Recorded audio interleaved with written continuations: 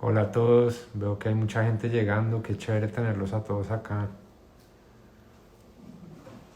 Acuérdense de seguir la cuenta mía de Instagram, que no la pudimos hacer desde esa, pero chévere que se unan para enterarse de lo que vamos haciendo.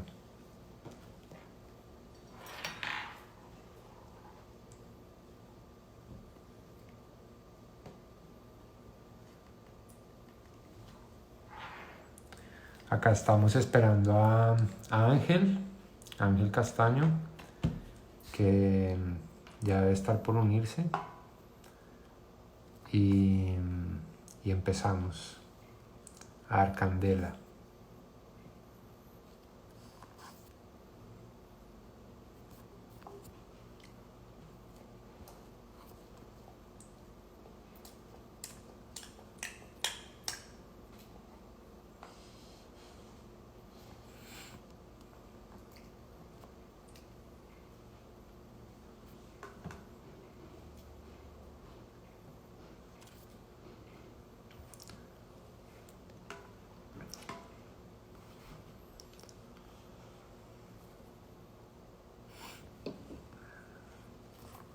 Tienda Javeriana.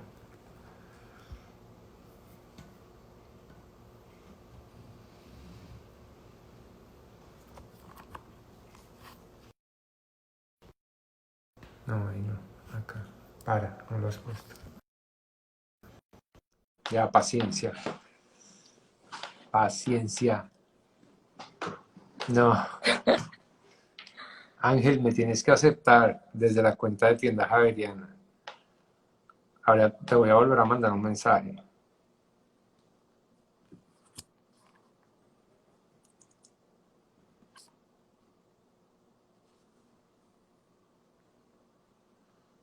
Ahí ya escribieron que ya va a conectarse.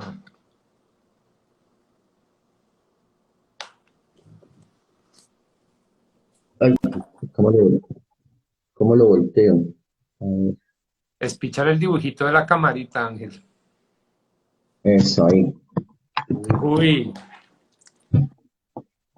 ¿Qué más, Sebastián? bien, todo en orden. ¿Usted qué?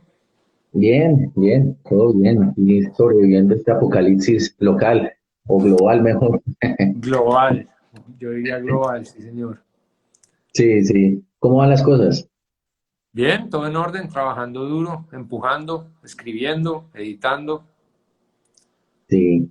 Por ahí vi las canciones que subió. Ah, sí, una bandita que estamos montando bien chévere. Qué chévere, qué chévere. Si quiere ahorita conversamos con él de eso sobre aquí en el en vivo. Chévere, usted que es fan de la poesía pura y dura, pues eso nació de ahí. Ya. ¿Y ahí están grabando dónde? Acá en mi casa, Ya. No, bacano los videos. Los videos están chévere, muy bacanos. gracias. Bacano que le haya gustado. Sí. Bueno, usted me dirá cuando comenzamos, a Juan Ya Sebastián. estamos, ya nos están mirando, Ángel, ya podemos empezar a hablar. Sí, bueno, buenas tardes a todos y a las personas que están en este momento. Muchas gracias a la gente de Random House, a John Cáceres, a la compañera que ahora me llamó y justo se me olvida el nombre, pero bueno, a ella, Carol, Juan Sebastián. gracias a Sí, Carol y a Tienda Javeriana, sí. exacto, muchas gracias a ellos, a Juan Sebastián. Eh, el diálogo con la literatura de Juan Sebastián ha sido muy interesante.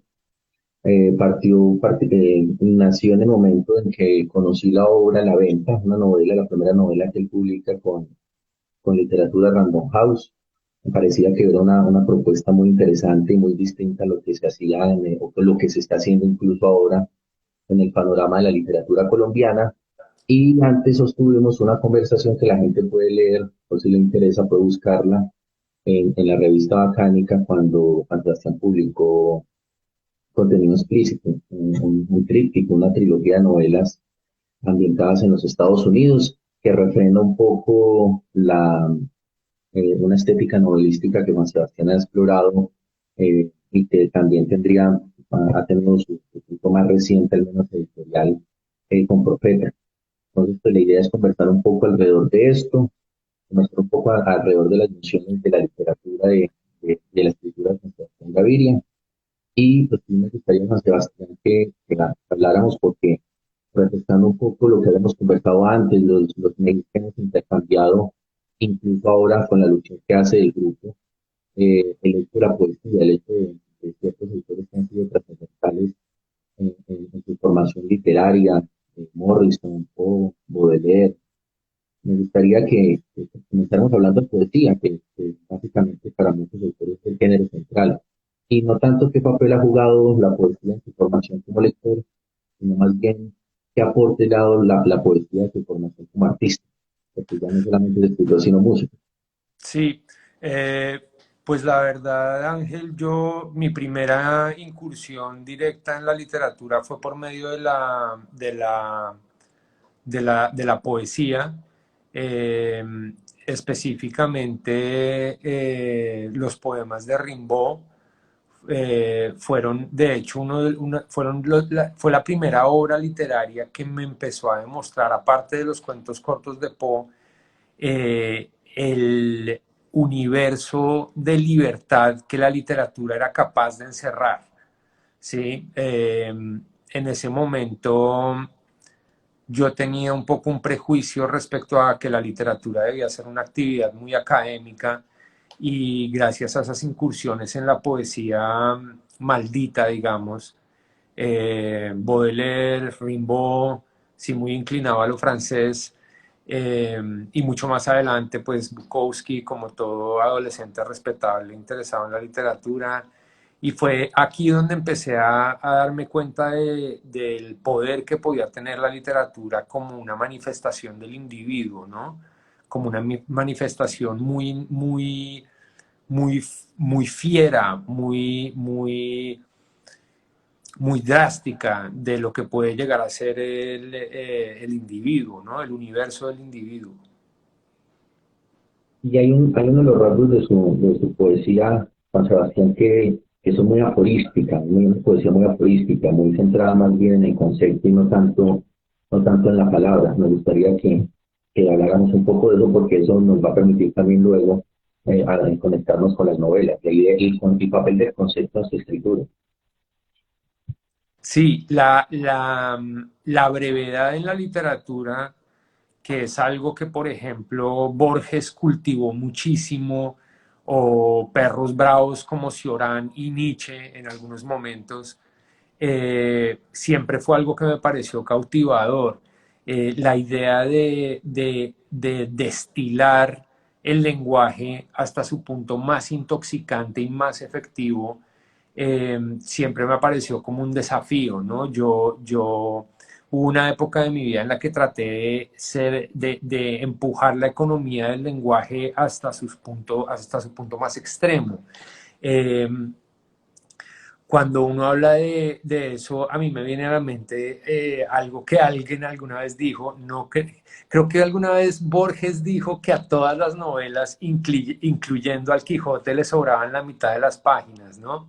Que fue alguien que nunca escribió una novela, salvo la que hizo en coautoría con Casares, con Bioy Casares. Eh, Cuando uno lee aforismos como los de Nietzsche o los de Cioran, que son tan, pero tan demoledores, uno se puede dar cuenta cómo una filosofía entera, ¿sí?, puede ser destilada a una frase. ¿Sí? Una filosofía entera, una novela entera, muchas veces una novela entera, una novela extensa, nos lleva a nosotros a formular el aforismo, ¿no? Como que el narrador, el novelista, nos está llevando a nosotros por medio de la ilustración de la narrativa a ese punto explícito que es el aforismo. Lo que pasa es que en la narrativa se dice todo menos la conclusión. El aforismo es la conclusión. Hay una cosa, Juan Sebastián, muy interesante y con respecto a su concepción de la escritura. Y es que para usted, y eso al menos lo ha dicho en varias ocasiones, la escritura no es un pasatiempo. Usted lo señala que la escritura es un lugar donde personas de su tipo, así creo que lo dijo en algún momento, eh, pueden, pueden quedar impunes porque pueden revelarse, revelan su verdadera naturaleza, se alejan de las convenciones de la civilización. Y esa la escritura desde esa lógica, de qué momento lo ha acompañado y cuáles han sido los riesgos de asumir la literatura no como pasatiempo, no como por algo que se hace en los ratos libres, sino como algo que atraviesa la vida y de las garras en las entrañas. Eso es súper interesante porque la literatura y el arte en general puede ser mil cosas. ¿Sí? Puede ser, yo ayer estaba pensando justamente en qué es la literatura. La literatura puede ser cualquier cosa. ¿Sí? La literatura, hay escritores como Thomas Pynchon, que antes de arrancar su carrera de novelista, él, por ejemplo, redactaba informes para la Boeing, si no me equivoco, informes aburridísimos para una aerolínea.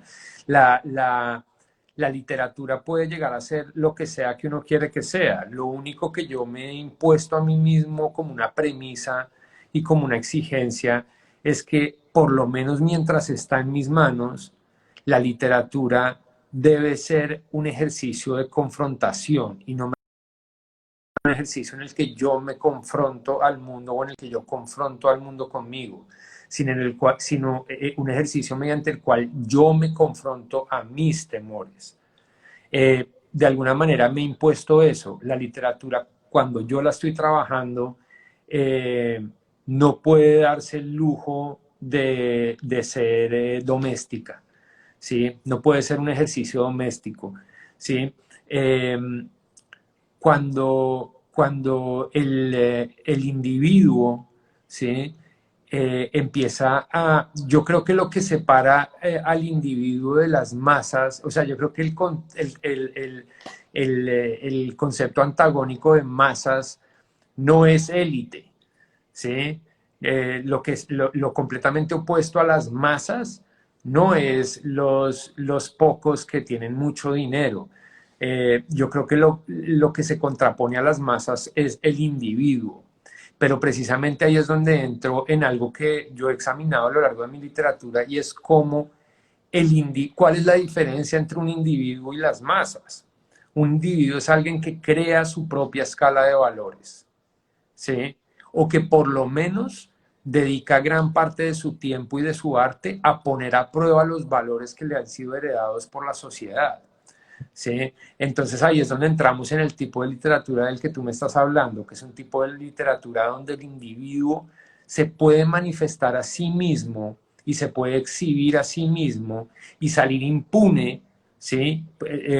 Mostrar inclinaciones o intereses que pueden ser vistos de mala manera por las corrientes culturales de nuestra sociedad. ¿Sí? Muchos escritores han hecho esto mediante la parodia. Por ejemplo, tenemos libros como El asesinato visto como una de las buenas artes, como una de las bellas artes, ¿sí? Eso es una parodia, pero hay algo muy fuerte ahí detrás y es el derecho que podemos darnos como individuos de examinar nuestra individualidad y de examinar la posible belleza que hay en todo eso que nos produce espanto, en todo aquello que nos consterna, que nos preocupa. ¿Sí? Y yo creo que ese es el ejercicio más individualista que uno puede hacer como escritor o artista de cualquier tipo, ¿no? Tratar de esquivar las exigencias tácitas de nuestra cultura. En nuestra cultura está muy claro dónde se encuentra esa línea entre, entre, la, entre lo socialmente aceptado y lo no socialmente aceptado, pero además se ha impuesto una sanción económica sobre lo que no está socialmente aceptado dentro de la cultura. ¿Sí? De alguna manera escribir, y hablando acá de los desafíos que tú me estás preguntando que esto involucra, de alguna manera escribir sin convertirse en lo que Nietzsche llamaba una ayuda de cámara de la moral de turno, es algo que se termina pagando con algún precio, ¿no? A la hora de contar una historia, pues las fábulas y las moralejas es una forma muy primaria y elemental y tradicional de la literatura, ¿no? donde lo que nos están contando, por escabroso y oscuro que sea, nos trae un mensaje luminoso y una moraleja. Y pues ahí está la palabra, ¿no? Moral. Yo creo que es interesante liberarse de esa presión de convertirse en un defensor de ciertos valores para simplemente examinar nuestro entorno con una mirada clínica, con una mirada quirúrgica y con una mirada neutra. Eso me da paso para conversar del más reciente libro suyo publicado, Juan Sebastián, y es la novela Profeta. Una de las cosas interesantes de ese libro, además de la estructura y el vértigo que hay, es que pocas veces la novela colombiana ha examinado la violencia que vivimos desde una óptica no ideológica ni partidista. Usted ahí relata la brutalidad de la violencia, pero soslayando discusiones o no le interesa la discusión de quién es el bueno, quién es el malo, esas historiografías de izquierda y de derecha que tanto han pues, confundido a la hora de comprender la brutalidad de la confrontación. Estos soldados fácilmente podrían estar en Irak, o estos soldados fácilmente pudieron estar en Vietnam.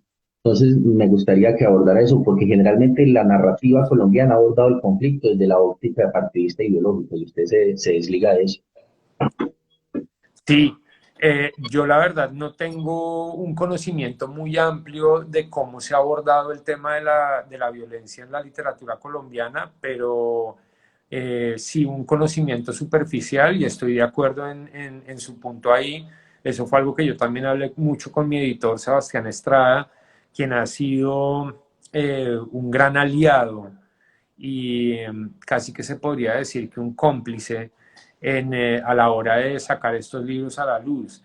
Eh, es muy fácil, no lo hablemos en cuanto a colombiano o extranjero. Esto es algo que desafortunadamente no está limitado a la literatura colombiana. Generalmente, cuando se toca la violencia, sobre todo cuando se toca una violencia extrema y una violencia que nos ha podido afectar mucho en fibras muy profundas, es muy fácil y casi que hay una inclinación instintiva a tratar de verlo de una manera que tú llamas política, pero que yo llamo moralista, ¿sí? En cuanto a plantear un problema que está ahí para ser solucionado. Pero de nuevo, yo siempre me he visto inclinado hacia la literatura que no trata la vida misma como un problema que hay que solucionar, ¿sí? Sino como una broma que hay que saber entender de alguna manera y una música al ritmo de la cual hay que saber bailar. Eso suena atroz y es atroz. Eh, qué pena, weón, pero eso así funciona, weón. La filosofía no puede tener miramientos hacia las emociones de la gente. Eh, a la hora de tratar el tema de estos soldados, uno de los grandes logros, a mi parecer, de Profeta es cómo el soldado llega un momento de la historia en el cual efectivamente uno no sabe en qué guerra está, es simplemente la realidad psicológica de la guerra y yendo un poco más allá, la realidad psicológica de la vida, ¿sí? Los dilemas y las situaciones espantosas en los que estos soldados llegan a encontrarse no distan mucho de los dilemas a los que nosotros nos vemos enfrentados en el día a día. Simplemente no está tan explícito que nuestra vida depende de ello, que nuestro cuello depende de ello o que la vida de otras personas dependen de ello. Pero en nuestros negocios, en nuestro día a día, en nuestras decisiones, siempre hay vidas humanas en la línea, ¿sí? Y todos hacemos parte de la fiesta, ¿no? Ahí en Profeta se habla como del gran festín, ¿no? Y además es una novela donde la jungla es uno de los personajes protagónicos, por decirlo así, y también es un lugar hacia el que los personajes, los soldados, los profetas, se ven enfrentados y que de alguna manera termina dominando completamente. Entonces ellos se terminan convirtiendo en peones, no en peones del gobierno, ¿sí? Porque el guerrero ulteriormente no es un peón de la política, no es un peón del gobierno, es un peón de la naturaleza y del instinto humano, ¿sí? Y ahí es donde entramos en territorio, en arenas movedizas y en lugares que lo hacen a uno decir, uy, un momento, eh, tal vez esto realmente es terrorífico, ¿no? Y de nuevo, la literatura puede ser cualquier cosa, pero la literatura hacia la que yo siempre me he visto inclinado toda mi vida, Bataille, Nietzsche, Foucault, son personas que de alguna manera por medio de la literatura lo que han hecho es rodar cine de terror, ¿sí? De decir, la vida no es un restaurante a la carta, acá tú no escoges cuál es la realidad. Acá lo único que sí puedes escoger es si te encierras en tu idealismo y en tus pataletas o si asomas la cabeza y ves la belleza que hay detrás de lo que te ha producido espanto toda tu vida. Bueno, antes de preguntar por esos atisbos de la belleza, Juan Sebastián, cuando uno lee Profeta, encuentra que el narrador o el autor tiene control de la historia y como de los escenarios. Sí me gustaría saber cómo fue el proceso de elaboración de esa novela, si hubo proceso un método de investigación, porque en los personajes uno sí llega a creer que está con unos soldados en medio de la manigua colombiana. ¿Cómo fue este proceso previo de escritura? Sí, para mí ese sí que fue un verdadero desafío. A mí me pareció que a la hora de escribir lo que con modestia lo digo y lo que hasta ahora, de lo que yo sé de la literatura colombiana es la primera novela de guerra, ¿sí? No la que habla de la guerra o la que menciona el conflicto o la que mencione a las víctimas o la que esté enclavada en las repercusiones de la guerra, sino una novela de guerra. Eh, mi mayor desafío fue ser respetuoso. Y la única manera de ser respetuoso aquí no es mostrando soldados salvando niños. Eso es, la única manera de ser respetuoso es lograr retratar de verdad, con consistencia, ¿sí? Con realismo, de una manera verosímil, el infierno que puede llegar a ser la vida de un soldado profesional colombiano. Ese para mí fue siempre mi mayor preocupación, ¿sí? ¿Realmente voy a lograr ser fiel a la realidad de estos locos? Seguramente me quedé corto, pero por lo menos hice un esfuerzo muy grande por hacerle justicia a, a la realidad en la que estos guerreros viven, ¿no?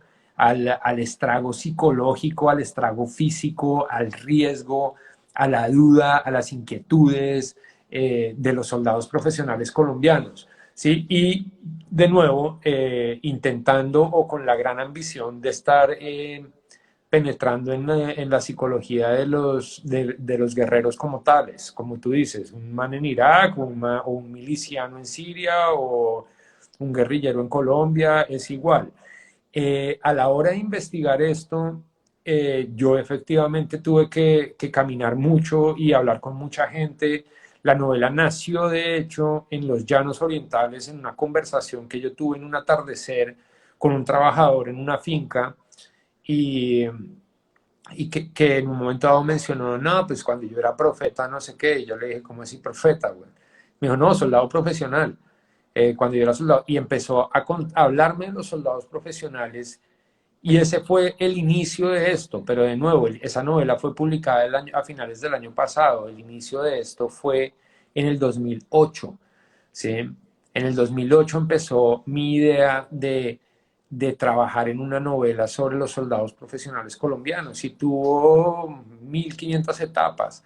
Ahora, tuve que efectivamente hacer un trabajo, digamos, periodístico en cuanto a encontrar gente, primero, con el verdadero conocimiento sobre lo que es la vida dentro de las Fuerzas Armadas.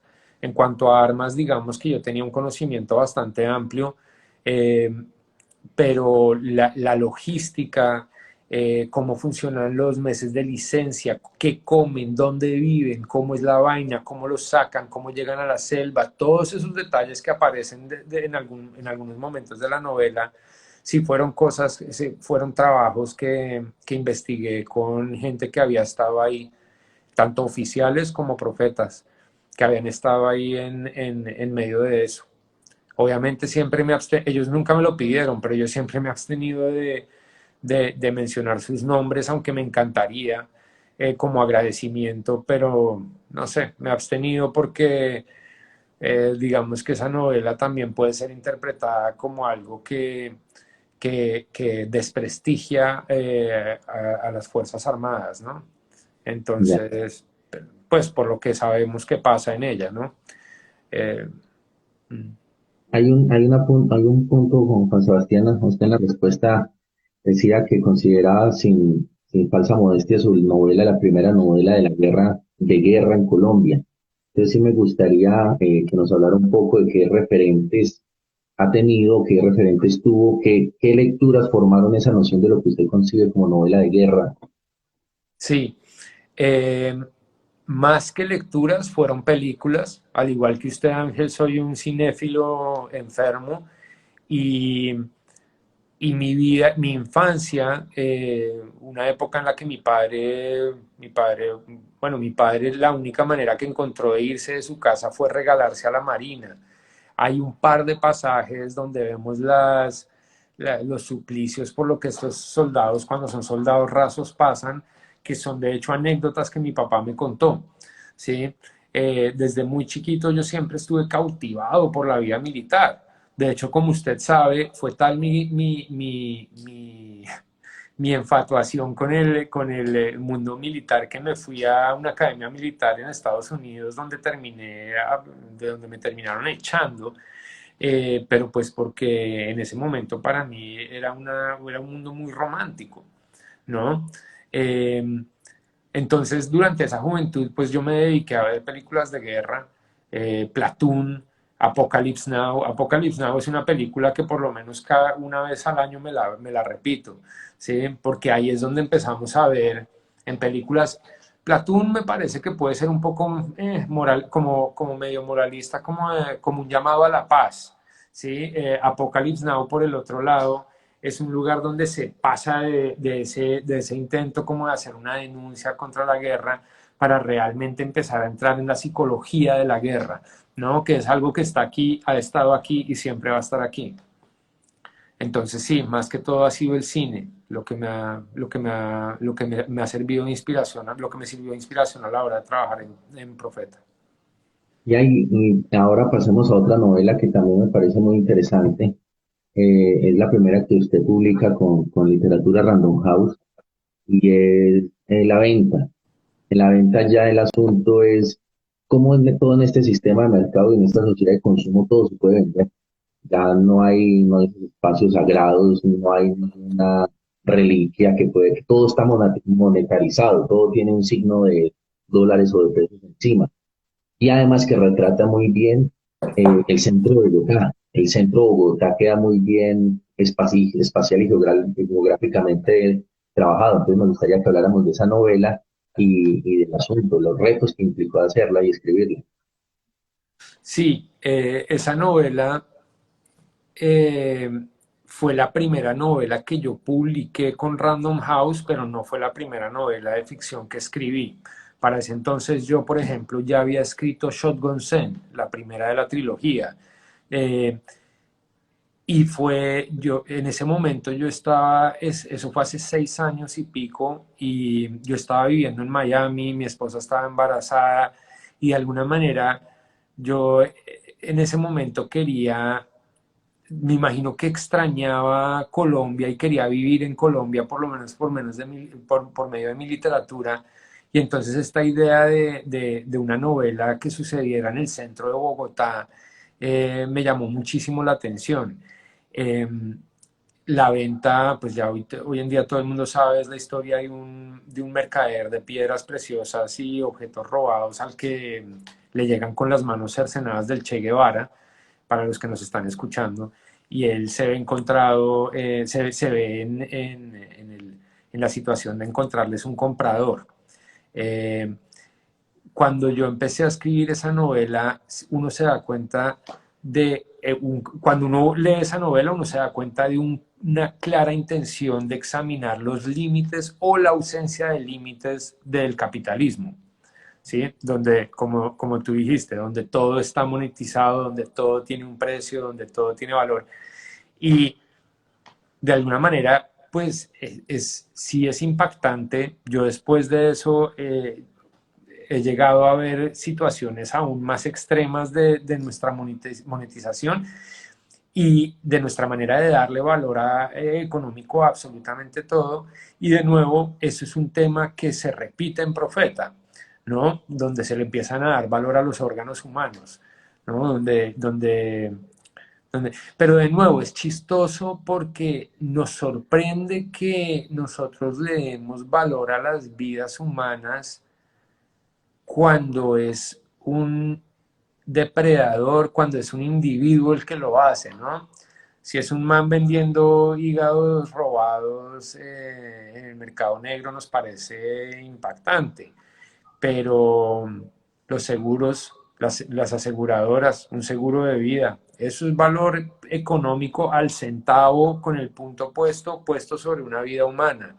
Eh, cuando un gobierno ofrece recompensas por alguno de sus criminales, ¿sí?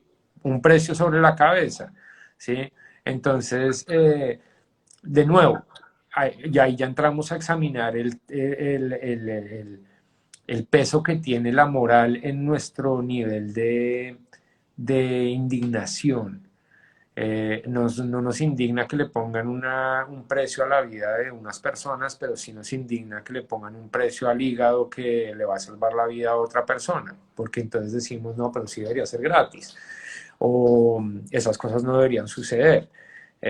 A la larga, lo que quiero aclarar con esto es que mi análisis en la venta, tanto en la venta como en Profeta, sobre la percepción económica de la vida humana no es ni pretende ser, y espero que no sea interpretado como tal, una denuncia, ¿sí? La vida humana siempre ha sido una manera de compensar daños económicos, ¿no? O sea, cuando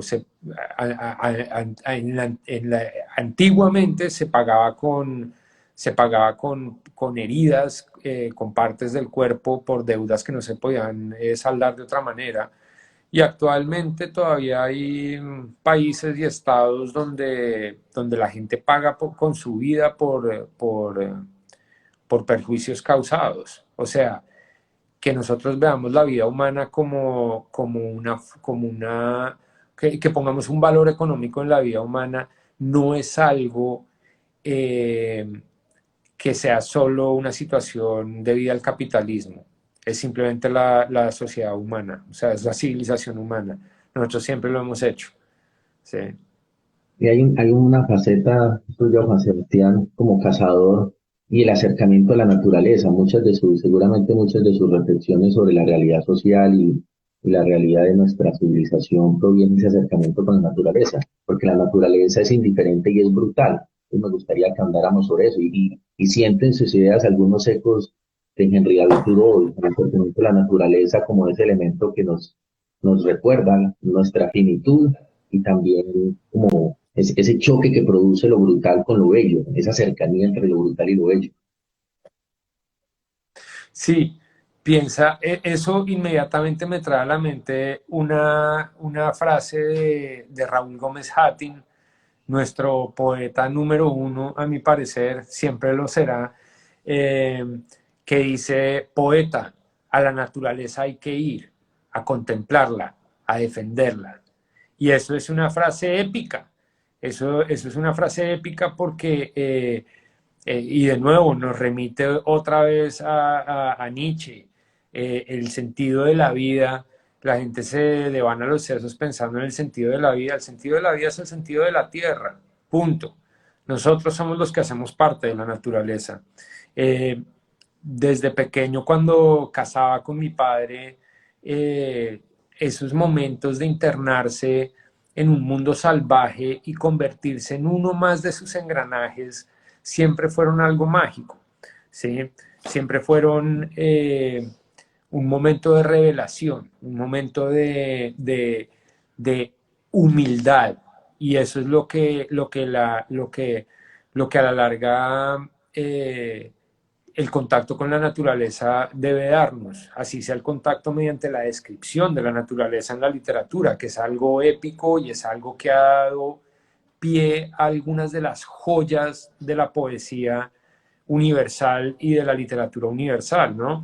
Ese esfuerzo del escritor o del poeta por captar la esencia de la naturaleza, por agacharse ante ella en un gesto de reverencia, en un gesto de aceptación, ¿sí?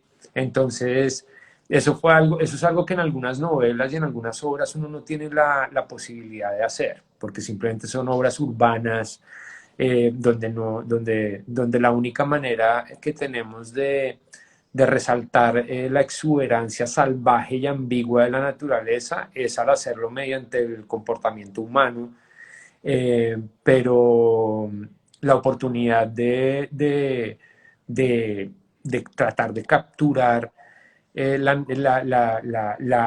ambigua y terrorífica belleza de la naturaleza, como lo hice en Shotgun Zen, vino otra vez con Profeta, ¿no? Donde me disfruté mucho eso, me disfruté muchísimo.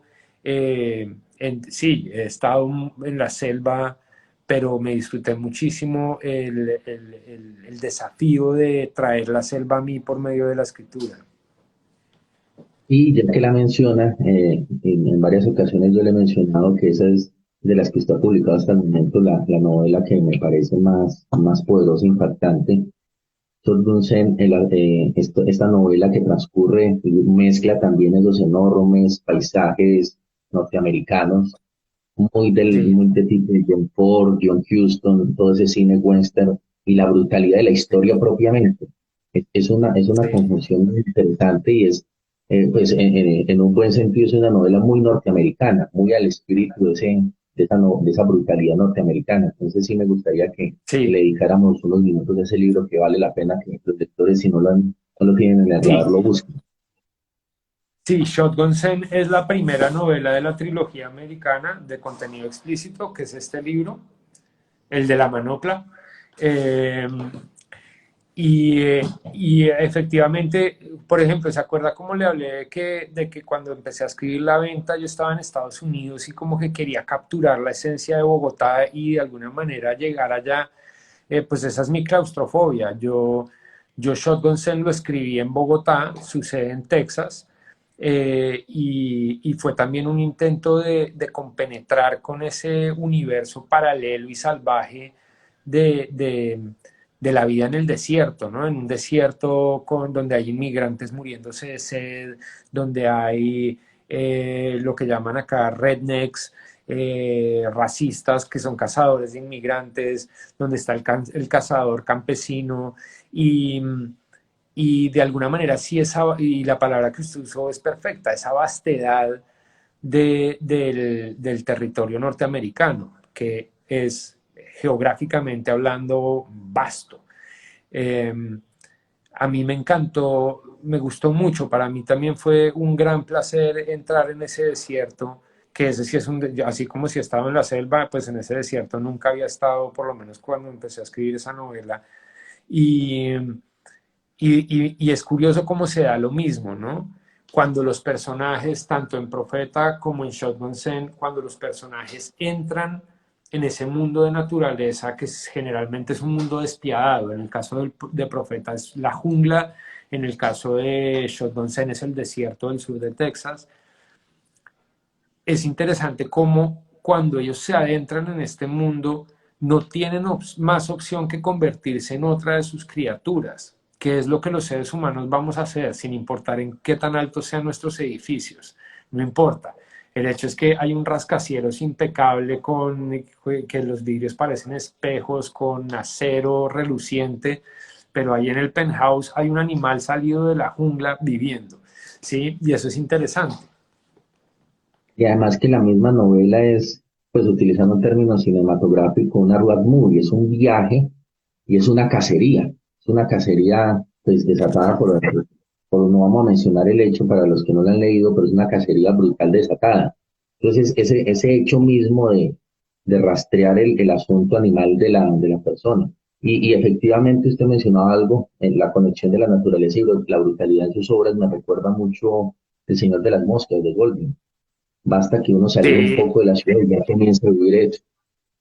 sí, eso es brutal. Para mí, uno de los grandes, de las grandes influencias a la hora de escribir Shotgun Sam fue, por ejemplo, Cormac McCarthy, que puta, el que yo catalogaría como uno de los mejores libros del siglo XX es Meridiano de Sangre, ¿no? Eso es un viaje ultra violento hacia la historia, de nuevo, norteamericana, no, hacia la historia de los seres humanos tratando de hacernos pasar por criaturas civilizadas, ¿sí? Y eso es interesante. A mí me gusta cuando la literatura nos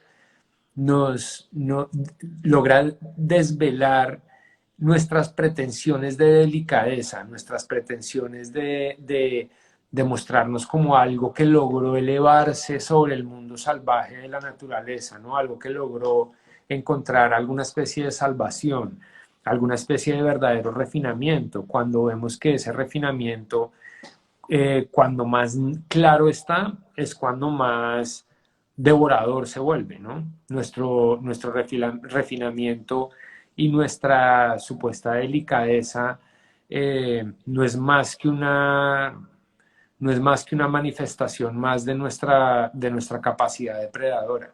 Por ejemplo, mire, eh, sí, seguramente dejamos de matarnos unos a otros a machetazos en el monte como culturas, eh, en guerras tribales, y entonces empezamos a desarrollar unos métodos de transacciones económicas mucho más civilizados, y hoy en día vivimos en un mundo donde el dinero es lo que manda la parada. Miremos qué es para qué usamos el dinero. ¿Sí? El dinero hoy en día es un garrote, ¿sí? Es un garrote con el que usamos con igual efectividad que un mazo para, para luchar entre nosotros, ¿sí? Tal vez de una manera más solapada y más artera, pero al mismo tiempo muy, muy fascinante. Y pues sí, también me gustaría, Juan Sebastián, que nos comentara a las personas que seguimos su trayectoria novelística, en qué anda ahora. Está más dedicado, pues, como mencionamos al principio de la conversación, a hacer música, y podemos hablar también del grupo musical, o tiene una novela entre manos y qué podemos esperar de usted como novelista en breve. Sí, en este momento, pues la verdad es que lo de la música, sí, es una banda que monté con unos amigos músicos, se llama The Broken Monks, y básicamente es un ejercicio experimental de adaptar poemas musicalmente, aunque ha salido, sí, a mí, yo me he sorprendido con el producto, pero de nuevo para mí sigue siendo un ejercicio literario, ¿no? Porque todo nace del poema que va a ser adaptado musicalmente. Eh, Esto yo lo estoy haciendo a la par con la edición de una novela que aspiro poder estar publicando el próximo año, y al mismo tiempo estoy empezando otra novela. La que pienso publicar el próximo año se llama Tajo a Tajo, que es la historia de un camionero transgénero, dejémoslo ahí, y, y, pues usted sí sabe de qué se trata, pero la gente que nos está escuchando no. Eh, y, y estoy empezando una novela muy ambiciosa. La tuve que suspender durante 4 meses porque literalmente me quedó grande. Y de nuevo, si nos están escuchando escritores jóvenes o nuevos, así no sean jóvenes, y se estén encontrando en estos mierderos de sacar una historia adelante, eh, yo tengo en este momento, no sé, 5 o 6 novelas ya publicadas, y esta en la que me metí me, me reventó, ¿sí? Escribí unas 40 páginas, estoy tratando de hacer un estudio de, de hacer una ilustración de los cambios de la moral humana a lo largo de la historia moderna, ¿sí? Mediante una serie de personajes. Es una mierda muy ambiciosa y me tocó soltarla durante 3 meses, no tiene título todavía, pues, el título es lo de último, pero me tocó soltarla, me tocó abandonarla durante 3 meses, repensar todo y de hecho la semana pasada empecé a reescribir otra vez desde el principio y la verdad es que en este momento, yo en el pasado tuve mucho afán de publicar, en este momento no lo tengo, pues está tajo a tajo ya escrita y del putas si la saco el próximo año, pero no me importa esta nueva novela cuántos años me tome, ¿sí? Sé que es una vaina ambiciosa y, y pues ya veremos en qué desemboca. Juan Sebastián, ¿y usted ha visto una evolución en su manera de escribir desde la primera novela hasta esta última que está haciendo? O la manera de escribir es la misma? ¿O el ritual ha No, cambiado? no, todo ha cambiado mucho. Yo antes tenía un ritual súper complejo, como el que examinamos nosotros hace unos años en la entrevista esa que hicimos en Bacánica, eh, donde era una vaina, digamos que de sentarme y en mi estudio y en mi escritorio.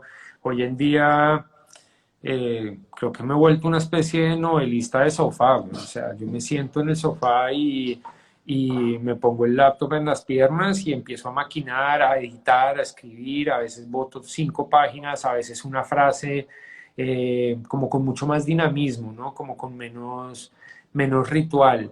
Y ahora ya hablando de lo importante, ¿sí? De mi estilo literario. Sí, la edición, yo había terminado tajo a tajo supuestamente la había terminado hace un par de años, pero,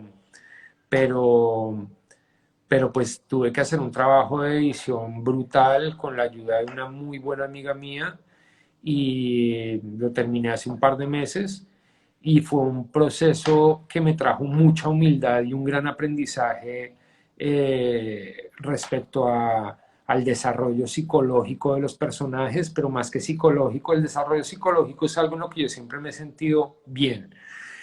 No digo que soy un re duro, pero el desarrollo emocional de los personajes es algo que siento que mejoró muchísimo durante esa edición de Tajo a Tajo y que probablemente pueda llegar a ejercitar un poco más en la que estoy escribiendo.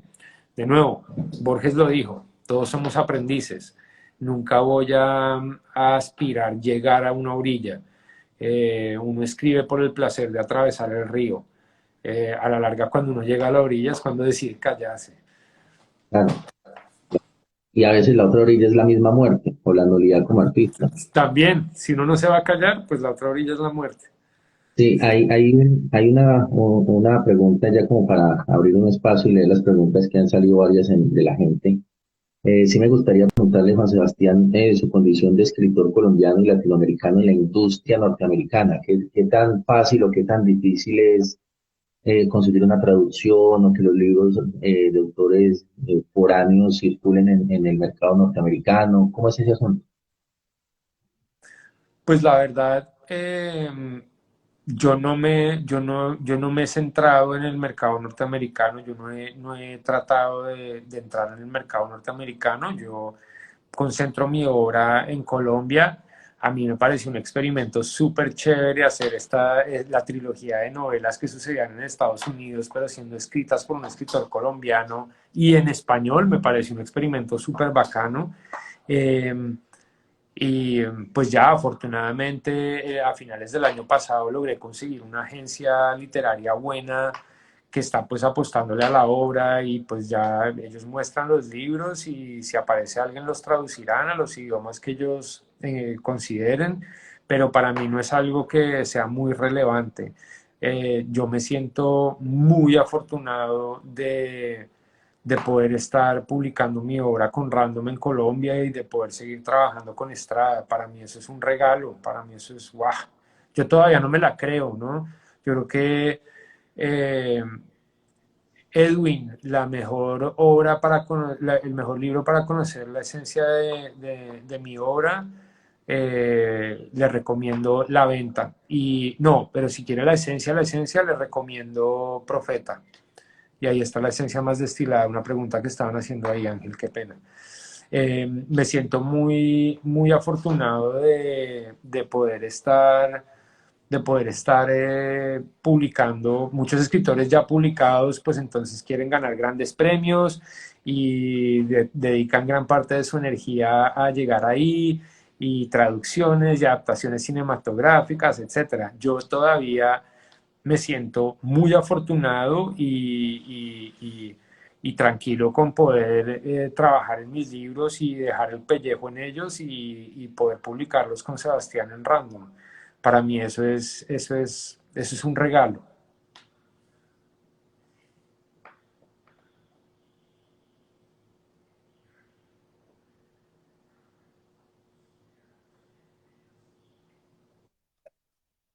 Sí, está un poquito mala. Bueno, Igual ya y hay una, nos quedan como 5 minutos nomás, bueno, ahí hay porque una, se cierra la hora. había una persona que había preguntado sobre la poesía, sobre que si está trabajando en un libro de poemas o tiene algún libro de poemas cercano para publicar.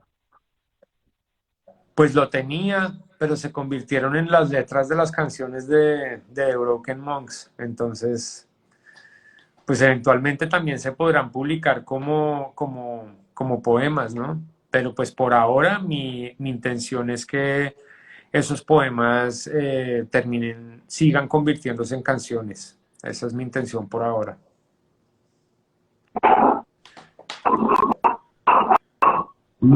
Y había otra persona que preguntó sobre si había planes de adaptación cinematográfica de alguna de las novelas.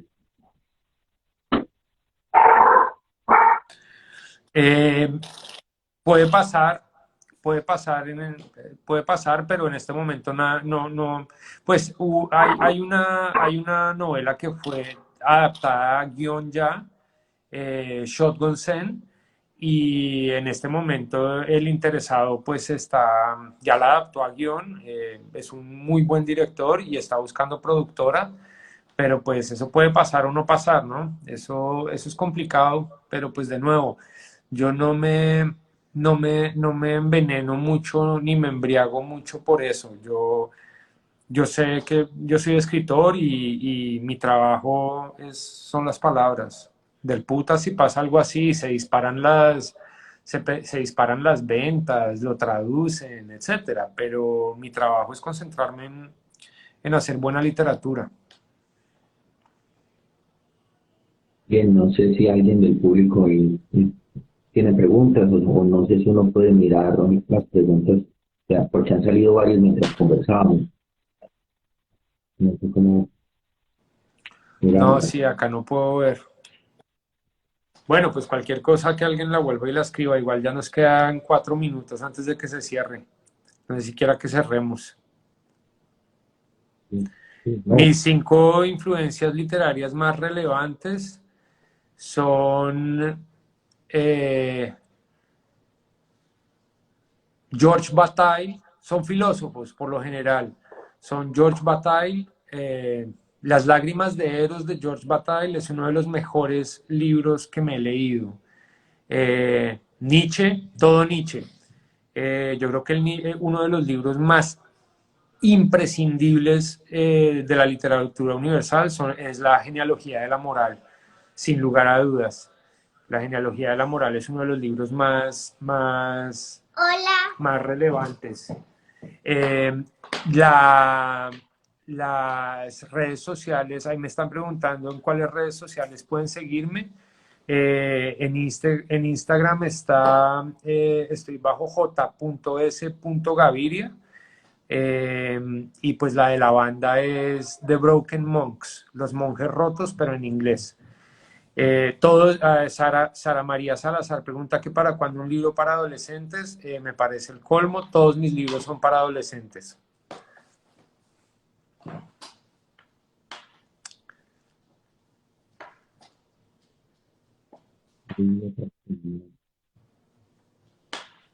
Profeta es un libro perfecto para adolescentes.